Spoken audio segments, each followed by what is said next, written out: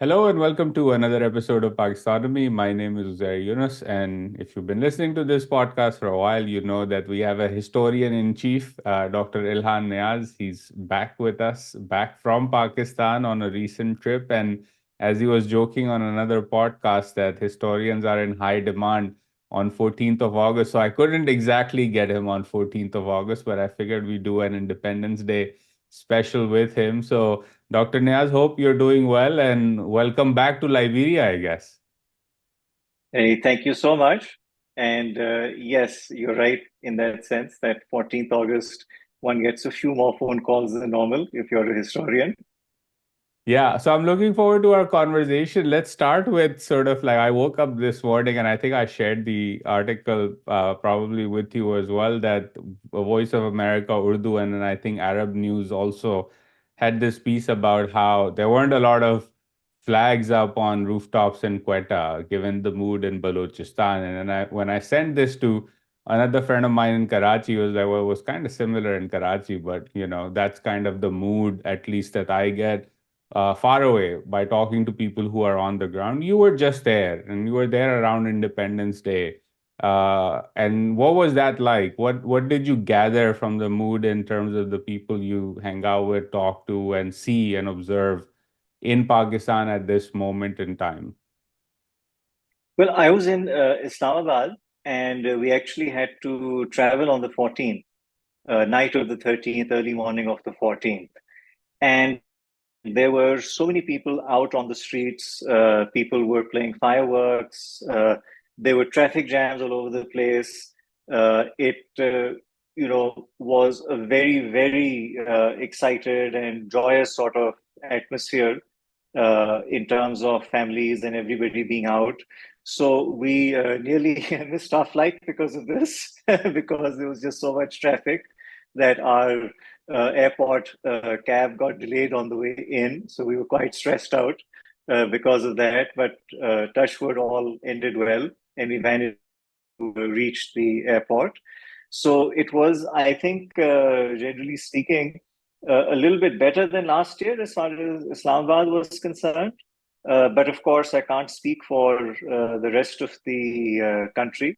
I remember back in the early 2000s, Lahore used to be absolutely impossible on the 14th of August. Everybody used to be out uh, very late at night, and roads used to be absolutely packed with people. Regarding Balochistan, I think there is actually a very serious security situation there, and the local administration and local government don't seem to have much by way of a political angle to how they're going to deal with the unrest in the province. And it is clear that the old security centric approach reaching the end of its life cycle, because the kind of opposition that is now coming there is not the kind of opposition that security centric approaches are normally successful at dealing with. So it's one thing to fight armed insurgents, and that obviously is something that the security forces need to do, but it is quite another to take on people who are essentially unarmed, women and children protesting for what are in effect the rights accorded to them by the Constitution of Pakistan. Yeah, and I think that's perhaps a good segue into the longer arc of the conversation I wanted to have with you, right? Which is what what are some of the things that have gone wrong over 75 plus years in Pakistan? I was reading Asad Rahim had a wonderful, and I'll link that in the description as well, a wonderful long essay in Dawn about sort of the early debates between the then Muslim League and the Constituent Assembly and sort of the Indian Congress that was left in Pakistan, right? And sort of primarily led by Hindu Pakistanis at that time who pledged loyalty and they wrote about the debates over the flag on the amount of green versus the white and how that was trampled through. Then comes the objectives resolution and how some of these leaders eventually in quick and short order basically went back to India because they were disappointed. And I've read some of those constituent assembly debates and I remember reading them and being like, well, kind of sounds very familiar today as well, in terms of the fact that some of these conversations are still alive and part of the discourse in Pakistan. You said we're sort of at the end of the security centric approach in Balochistan. We're seeing a similar dynamic play out. At least I am seeing this in Khyber Pakhtunkhwa. And then, of course, in Punjab and Sindh, Punjab in particular, including then in Karachi and Sindh, you have a Pakistan Tehreek-e-Insaf that's still very popular, but whose leader remains in jail, and all odds are that, at least for the foreseeable future, will be in jail. When you look at sort of this long arc of history in Pakistan and its politics, what exactly were the failures at which sort of like, a freer Pakistan could have emerged and that opportunity was not taken?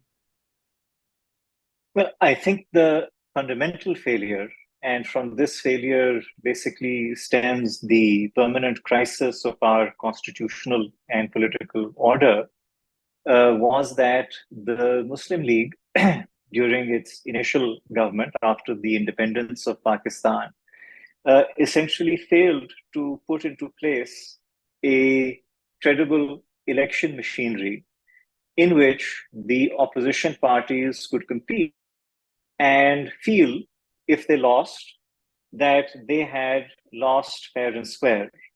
So when you look at the history of Pakistan in terms of the political class, which was in fact in charge of the country for the first 5 years of its existence, you see that that political class makes one serious lapse in judgment after another.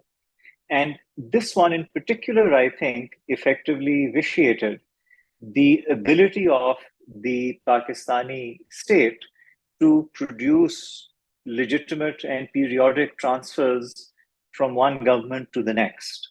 And if you don't have that, then of course the situation becomes ripe for all manner of either extra constitutional or semi constitutional interventions, or then for the rise of demagoguery and all sorts of other more extreme ideologies. I think that would have been the fundamental error, if you will. And one can call it an error because this was not something that was forced upon the government of the day by the circumstances. This was a conscious and willful decision taken by the Muslim League leadership under our first Prime Minister, Liaquat Ali Khan, that the Muslim League was essentially not going to allow any opposition party to come into government. And it would use all the machinery of government at its disposal, including the civil service and the intelligence services and various repressive laws and legislation to prevent such a likely outcome or even an unlikely outcome from materializing. If I may ask then, right, like, because this isn't a unique dynamic if you look around the world to Pakistan, that country is formed and a one party, there's an attempt made to have a one party state and sort of like run it like that. Singapore is a case in point, like for a long time, has and still continues to be dominated by a single party. South Korea in its early years even had a dictatorship, but also there was this attempt made to have one party rule. China, over 1 billion people, CCP, one party, no dissent even allowed. Forget, it's not even like Singapore, South Korea. Why did it not work in the Pakistani context? Was this something unique about the demographics and the diversity of the country, or is it sort of a combination of that with some of the norms left behind by the British, like, or was it just the fact that the political class was just incapable of even achieving what it wanted to do at that point in time? In, I think this was the early 60s, Chaudhry Muhammad Ali, Pakistan's former prime minister, wrote a very, I would say, searching and introspective letter to the then Constitution Commission, which was preparing the 1962 Constitution as it eventually came about under General Ayub Khan. And in it, he made a very important point that when people of his generation think about politics, they were very often impressed by authoritarian or dictatorial political systems, including the rise of communism, for instance. You mentioned China, but before that, the rise of the Soviet Union as well. And so, naturally, many people in his generation might have also thought that that kind of an approach towards politics would be better suited to Pakistan. People like Iskandar Mirza and Ghulam Muhammad and Ayub Khan did feel that parliamentary democracy was a colonial legacy and we needed to get rid of it and establish some kind of a dictatorship that would rapidly energize society and move it along the development path. But the point which uh, Chaudhry Muhammad Ali made was that the Soviet Communist Party or the Communist Party of China or other parties in such one party states were parties that had millions upon millions of highly motivated, highly indoctrinated followers. People who genuinely believed that they had uncovered a vision and a plan for achieving rapid development, and people who were prepared to both inflict tremendous violence, so accept tremendous violence being inflicted on them in turn in order to achieve this rapid forced march to modernity. The problem was that in Pakistan, we did not have any such party organization. So in Pakistan, any dictatorship that would be established would essentially be a personal dictatorship, a patrimonial dictatorship. And in such a dictatorship, the ability of the government to deliver would very quickly be overwhelmed by the accumulation of a large number of essentially mercenary freebooters who would attach themselves to the court of whoever happened to be our personal dictator or wannabe dictator for the day. So the problem was that in our system, the choice was essentially a bad democracy or a bad dictatorship because we were not capable as a society of supporting the structures that would give us a Soviet style or even a Kemalist style dictatorship in our country.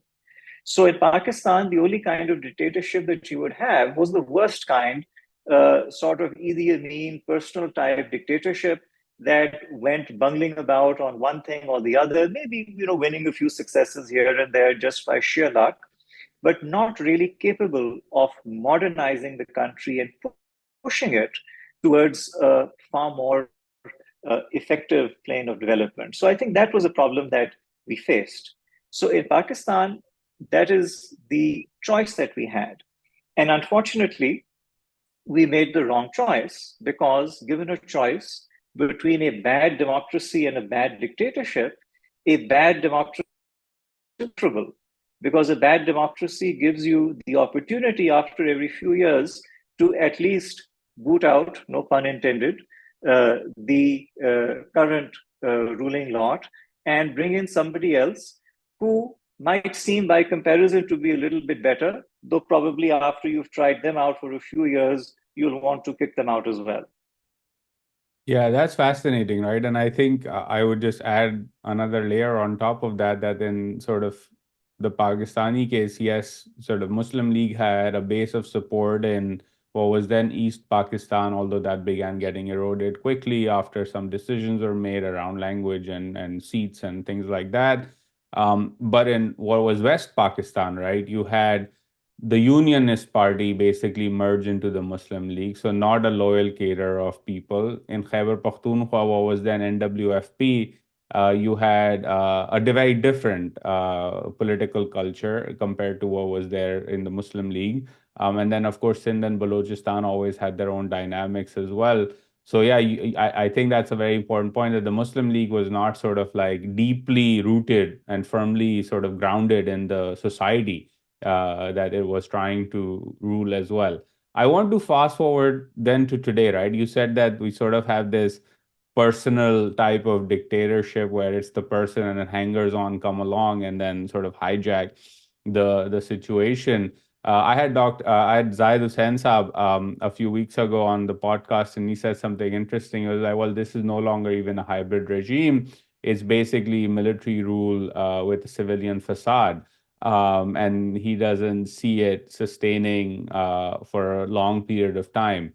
How do you see this current status quo in Pakistan that has, I don't think, emerged since the February elections? I think it's just a continuation of the post VONC status quo, but would love your thoughts on structurally how you see the current status quo in Pakistan, where clearly things are the military is firmly in the driving seat, and Shehbaz Sharif and his government basically are hangers on in this instance. And in fact, I was recently told that there's at least one minister who's tried to resign a couple of times, saying the work that I was supposed to do, I can't even do it because it's being run out of Rawalpindi. Well, I think many people would be fascinated that there's a minister trying to do the work he was supposed to do. So, full marks to them for effort on that front, that, at least one minister is trying to do what they're supposed to.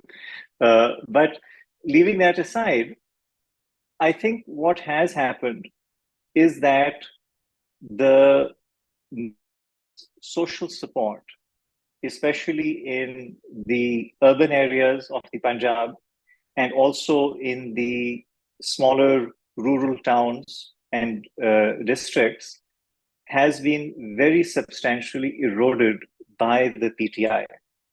And what we've also seen is that if you go back to the time when the PTI government was being dismissed, you might recall that the PTI government's popularity was on a steep downward trajectory. And if the PMLN had simply stuck to its vote ko izzat do narrative, then it would have effectively won the next elections fair and square whenever they were held. So one of the ironies over here is that clearly now, even in the Punjab, an anti-establishment political narrative will get you more votes than a pro-establishment uh, political narrative. And what essentially happened was that after the VONC, the PMLN and the PTI switched positions, in that the PMLN went on to the same page and the PTI went on to the civil supremacy and vote is supreme angle. So I think that is something which would be genuinely a constraint on the ability of the military to stage a 1960s or 1970s or late 1990s style takeover. At the same time, when it comes to the element of hybrid rule or dual government or whatever you might want to call it, there again, we seem to be following the pattern that subsisted in the 1950s, where essentially a small coterie of maybe 10 to 15 senior civil servants and military officers form the decision-making circle of the government, and they are aided by members of the judiciary in legitimizing their decisions. And the political class, as it were, is rotated in and out at their pleasure, but a facade of the democratic process is still maintained. So I think that if that facade was to be done away with, it would probably have been done away with before the February 8 elections. After the February 8 elections, it is very clear that the social support base of a military takeover is now extremely narrow, far narrower than what it was in 1999, maybe far than it was even in 1977 or 1958. And this is a very important constraint on that kind of direct takeover. Now, as far as the civilian principles are concerned, this should theoretically give them a little bit of courage in terms of dealing with overreach by their military supporters. Because the fact is that what other option does the military have in this context? If the PMLN-led government falls, who's going to replace it? That could only happen if there is some sort of a deal with the PTI. If there's no deal with the PTI, then it means you're looking at the dissolution of assemblies and maybe some kind of an emergency or maybe fresh elections. And that kind of an electoral contest in Pakistan is always likely to produce some surprises given the margin of the popularity of the PTI. I wanna that this is interesting, right? So one thing that you frequently hear, and I agree with you, as you said that the PMLN went from vote ko izzat do to being on the same page, and PTI went in the other direction. And the question I often have, right, is how sticky is this anti-establishment point of view in Punjab in particular? Is it the case that, this will last beyond Mr. Khan? So, for example, if Mr. Nawaz realized that vote ko izzat do was catching on and he abandoned it, and part of there are other factors like inflation, but this was a core factor why his support got eroded. Mr. Khan's popularity went up because he established credentials as being part of that vote ko izzat do civilian supremacy narrative, and he's still in jail. So the longer he resists, the more popular he gets. But let's imagine a scenario where he does make a deal, which is there was some talk of this over the last few years, a few weeks at least, until Mr. Faiz got arrested and court-martialed. If Imran Khan decides to make another deal and tries to tell the people of Pakistan, in particular the people of the Punjab, that all is well and it was the just a few individuals in the military that were responsible for this, and military as an institution is fine, and now we are back and all is hunky dory. um, do you think that the people of Punjab in particular have reached a point where they're not going to go back to that kind of support? Because a lot of people believe that, well, these are Khan supporters who will again say whatever their leader says. I think if go back a bit, you will see that every single major political leader who has come to office as prime minister since 1953 uh, has either enjoyed the support of the military at some point, though they may have had a falling out later, or they were able to enter into some kind of a deal with the military, enabling them to return to power after having had a falling out. So whether you look at Suravardi, whether you look at Benazir Bhutto, whether you look at the Sharifs, or whether you look at Imran Khan, their path to power has essentially been through a deal with the military and bureaucratic establishment. Their path out of power has been due to a falling out with the same said establishment, and their path again for another innings has required them to enter into some sort of an arrangement. So, while, for example, the People's Party was negotiating the Charter of Democracy with the PMLN, it was also negotiating with the Musharraf regime. And this sort of approach, as far as politics is concerned in Pakistan, is something which all political parties who have a shot at making the national government have engaged in. So even today, if you look at, I think, the narrative that the PTI is producing, they aren't really interested in talking to the other political parties. They are interested in talking to the military itself. And in that sense, their approach is no different of the other parties at earlier periods in their own political journey. That obviously, if you're negotiating with someone, you negotiate with the person who can give you what you want, not with someone whom you simply can sign an agreement with. So at the end of the day, I suspect that there will have to be some sort of an accommodation, a modus vivendi, if you will, between the PTI and the military, I think in the February 8 elections, the PTI has outperformed expectations, and it has proven a point that as long as it sticks to its anti-estab narrative, it's going to galvanize a lot of voters who are not necessarily pro Imran Khan, but generally fed up with the situation. And if the military wants this popular and social attrition to come to an end, then they need to offer the PTI terms. So, so far, it does not seem as if the military is prepared to offer terms that the PTI can accept. But the thing about Pakistan is, as I often joke as well, that no government knows on Monday if it will still be there on Friday. So these things can literally turn around within a matter of weeks. And that is something which, of course, means that in essence, in Pakistan, politics is the establishment's bazaar. And everyone is lining up to get a better deal for themselves at the end of the day.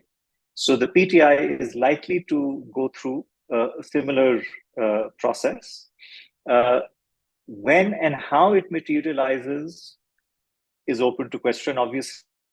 How much residual autonomy the PTI gets as a result of such a deal is also open to question. Could be more, could be less.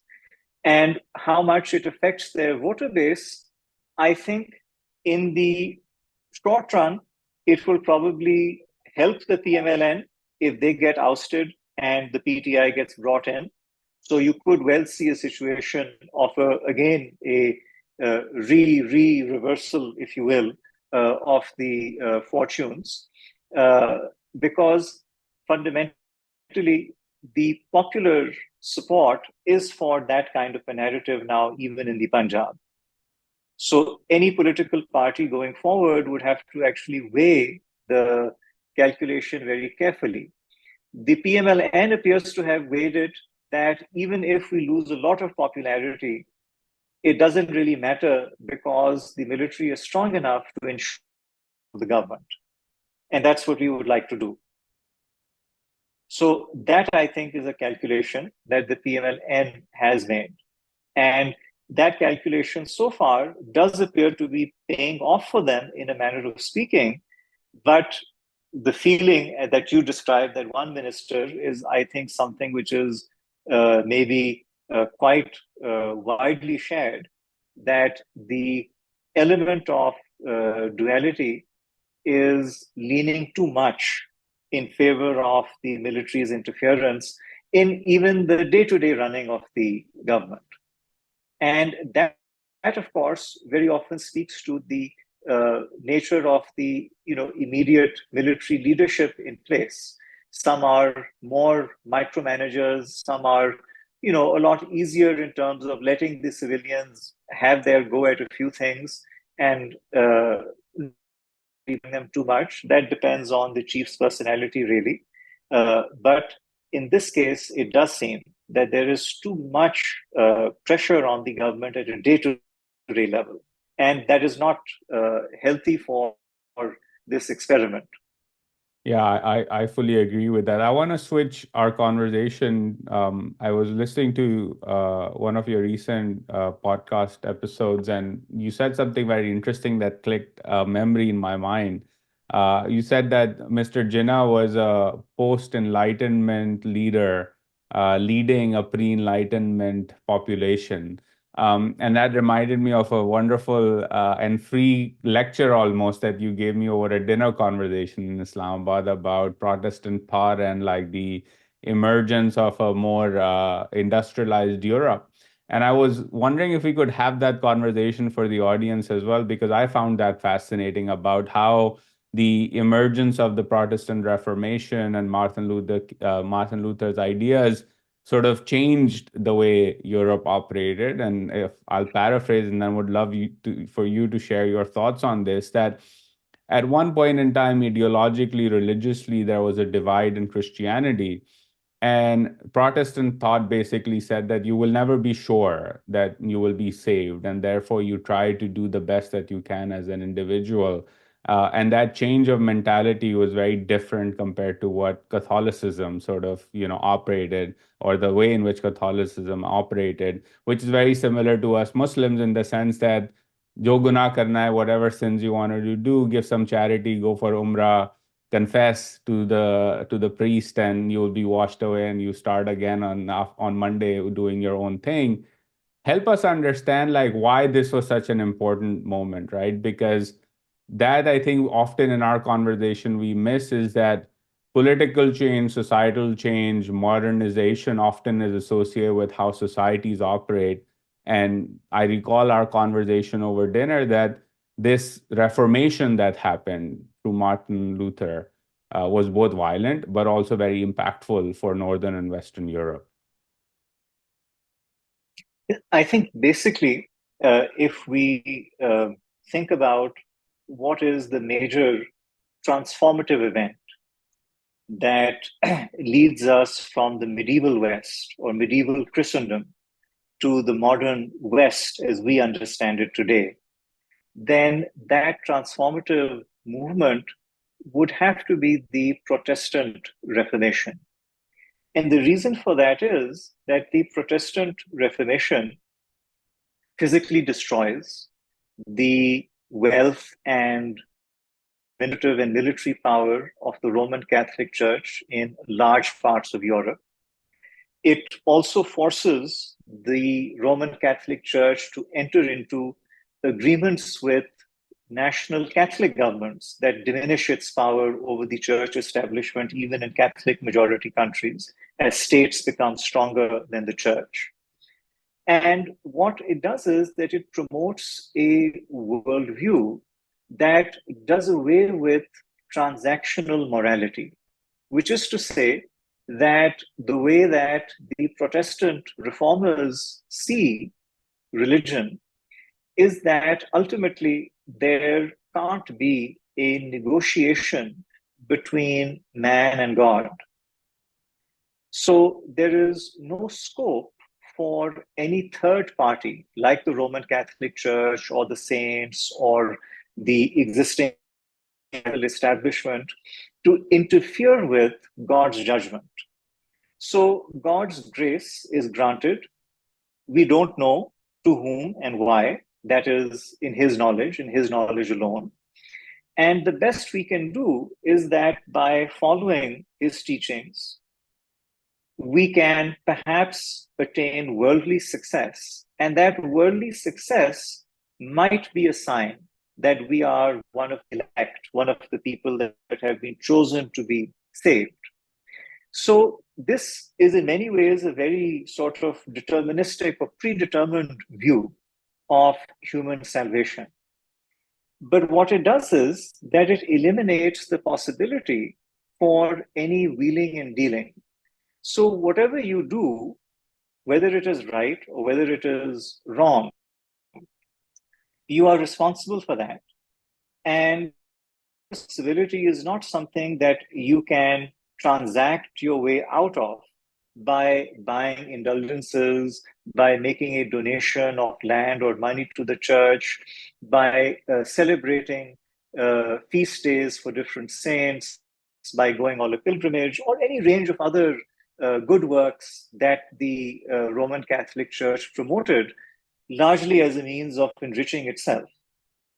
So that whole edifice of a interfering church, which dictates to people and exploits people in terms of how they can get out of damnation and into salvation in exchange for X or Y amount of money or resources or ritual, that is something that the Protestants do away with.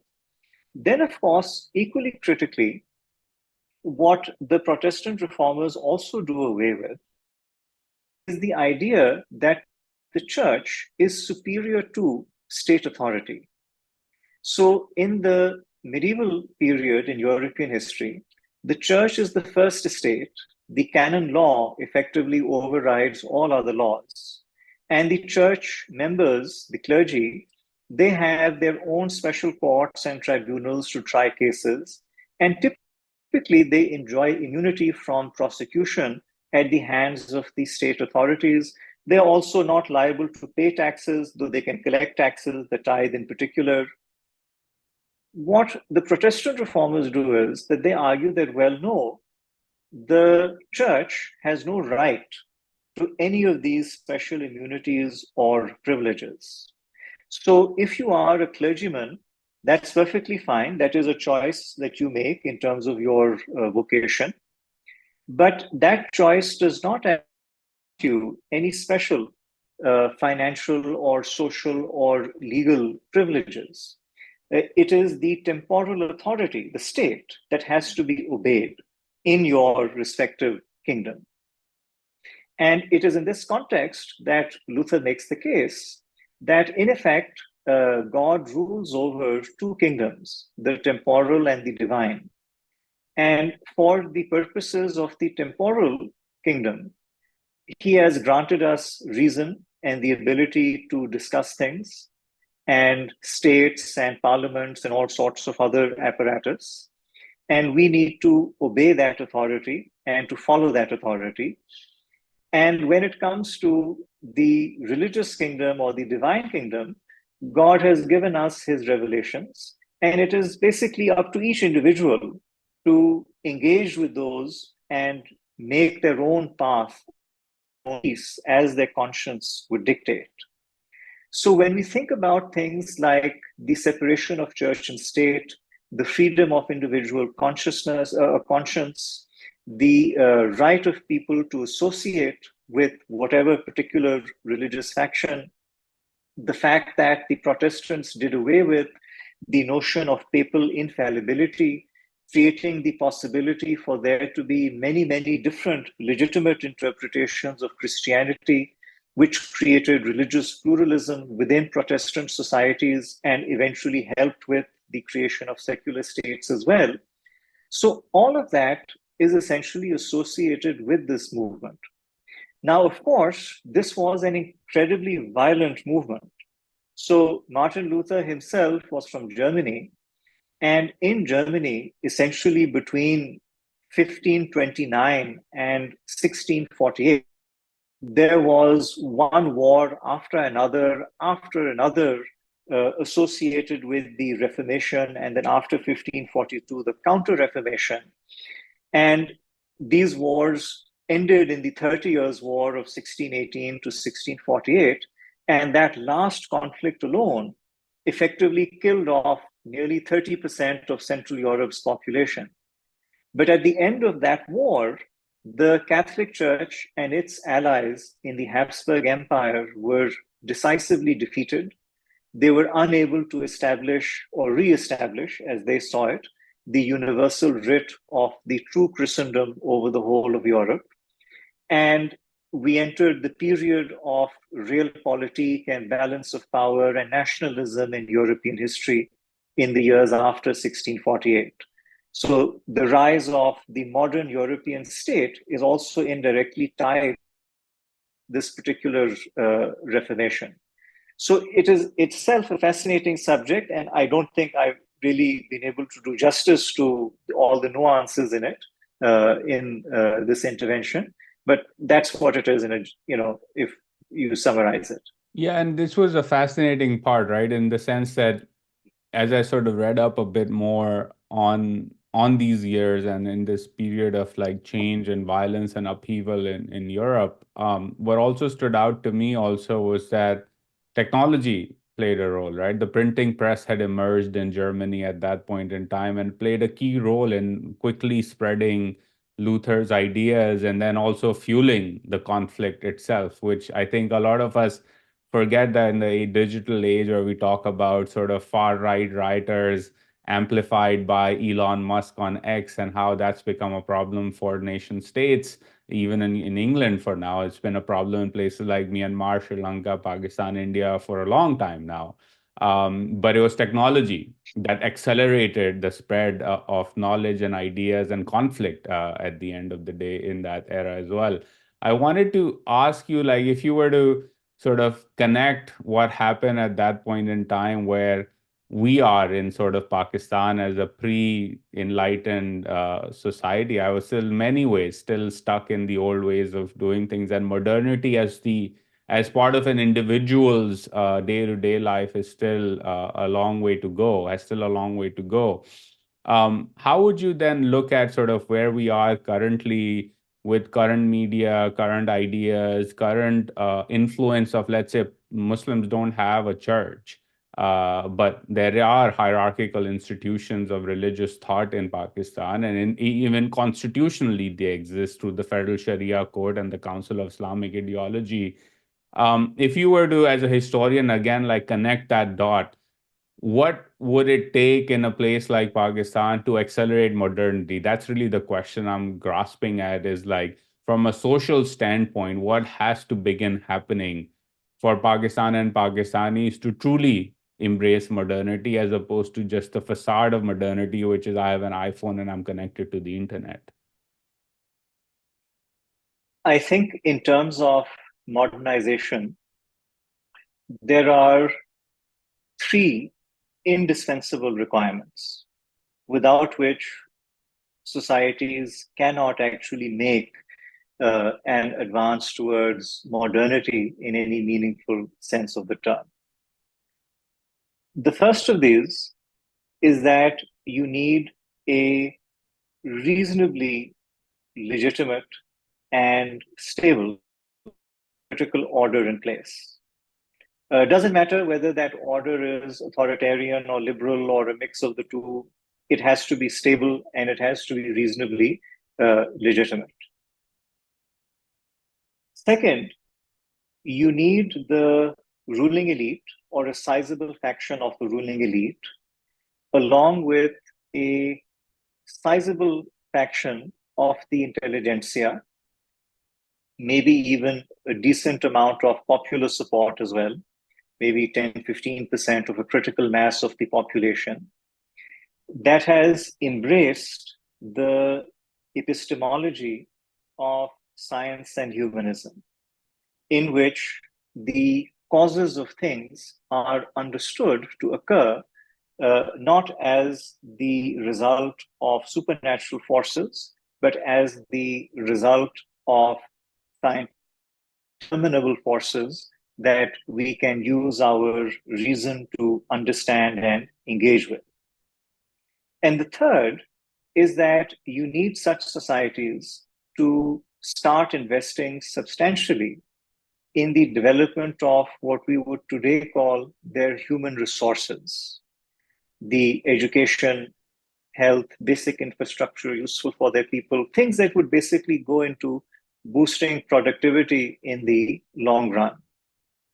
Now, the interesting thing is that if you don't have all three of these in place at the same time, you can fail to achieve any kind of modernization or industrial takeoff.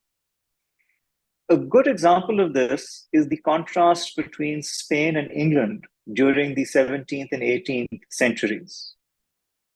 Spain had the immense wealth of the Americas pouring into Madrid.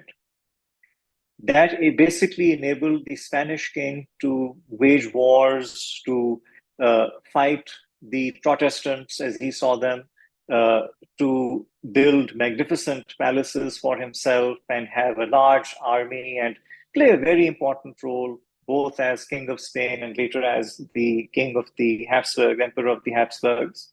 If I may But interrupt, they had so much gold flowing in at times that it caused all sorts of other economic issues because there was too much wealth pouring into there was too quickly. much of it. There was too much of it. But the problem was that even though the Spanish had political stability and they had all this wealth pouring in, the Spanish government, because of its radical conservative Catholicism, effectively assist science and learning and education, not only within Spain, but also in its overseas colonies. And Portugal did the same as well. So it is astonishing, for example, that the first printing press is not opened in Brazil until 1808, so many centuries after the initial Portuguese conquest.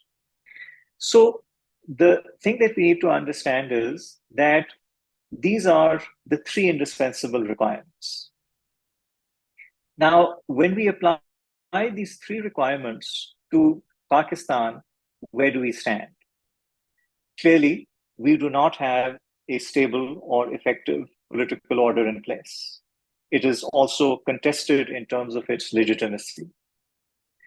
Second, the state, through its official education system, actually promotes a worldview that is pre Enlightenment, scientific, and anti humanistic.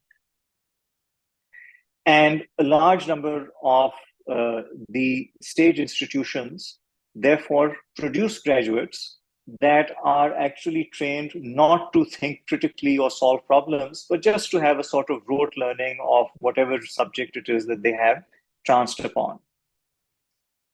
And when it comes to the elite or the intelligentsia, again, the ruling elite is maybe cynical in the sense that even if, personally they've gone to Oxford and Cambridge and done all sorts of fancy degrees and have, they enjoy, let us say, they enjoy all the temptations of the West, but they are not willing to take on the forces of medievalism in Pakistani society because of the prohibitive social and political cost of it. The intelligentsia is also pretty much in the same situation as the elite would be on this front. So you have a situation where there is no critical mass of enlightened thinking forming in the elite, and no critical mass of enlightened thinking forming in the society at large or in the intelligentsia. So the second bit is also out the window. And then, of course, when it comes to human resource development, Pakistan is an extreme laggard now, even compared to other countries in our own region. There are countries that are or were poorer than Pakistan, less productive than Pakistan 30, 40, 50 years ago, who made investments very often at great cost in critical education and health interventions. And that did actually a great deal, even if maybe they were not so heavy on part point one and two. But in Pakistan, what we see is that we do not have any of these three things in place. So in Pakistan, I would argue there is effectively no modernizing impulse. And I would also argue that essentially the last modernist government that Pakistan had, in any real sense of the term, would have been the People's Party government of Zulfikar Ali Bhutto.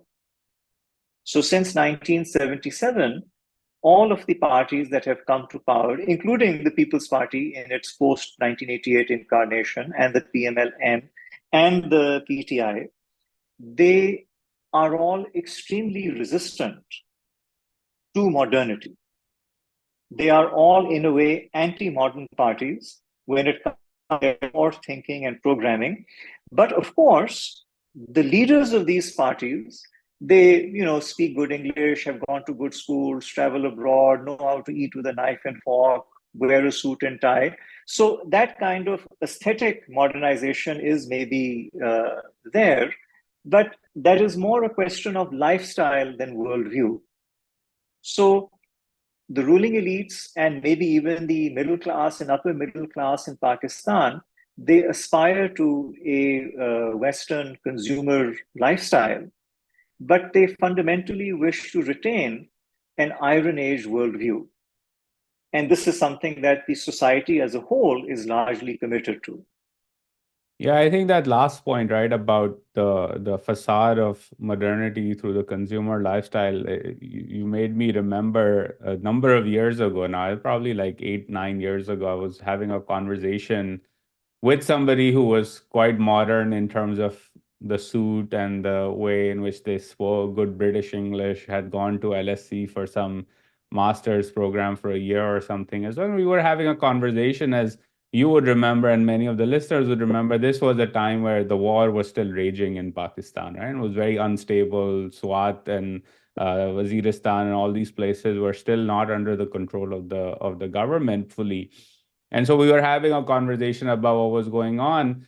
And all of a sudden, like I almost spat out my soup because this person goes on a rant about how Pakistan does not have stability right now because somehow Mossad and the Israelis are undermining the country's security by leveraging the Taliban to wreak havoc in the borders of the country. And I was just like, how did you reach that conclusion? And of course, to your point, right, it's this lack of scientific rigor, essentially, that is part of your worldview and thought process that leads you to think of supernatural beings. It used to be people used to just think of supernatural beings as from the heavens, but a lot of times also like this idea that somehow some other puppeteer is doing everything and they're all powerful and this is an intelligence agency or the United States or the Russians or the Chinese that are doing this. So at that point, that last point you made reminded me of that thinking as well. And then, of course, we have all sorts of examples that people like Dr. Hoodboy have written about chancellors in places like Punjab University who believe that the powers of the jinns can be tapped into to solve the energy crisis of Pakistan, which is a true story as is in terms of this idea being tabled. So I think that's a very important framework, right? This idea that there has to be political order and intelligentsia and an elite that has a modernist worldview anchored in science and rigor, and then, of course, you use that to invest in your human resources so that supply of people who think like that continues to grow. All in all, a bleak picture, I would say, Dr. Niaz. But before I let you go, I see some books in the background. So I always ask guests this, and you always have great recommendations. So, what are two or three books you would recommend to the audience? Oh, one of the books that I've really enjoyed, and I'm blanking on the author's name, so please just Google the book with reference to the author. Is a book about China called Great State, and it's basically a history of China's interaction with the rest of the world and how that evolved since the time of the Yuan dynasty of Kublai Khan down through to modern times. So that is one book in particular that I would very strongly recommend to anyone who's interested in understanding the rise of China, how the Chinese might think about the rest of the world, and what are the longer term historical forces that have shaped their particular thinking. Okay, thank you for that. I will check it out and I'll put the description of the book along with the author's name there. Again, thank you for your time today. Always a pleasure speaking with you, and we will continue to remain in touch and hope your jet lag recovery is quicker over the next few days over the weekend. So, but thank you for your time today. Maybe not at all. Any take care.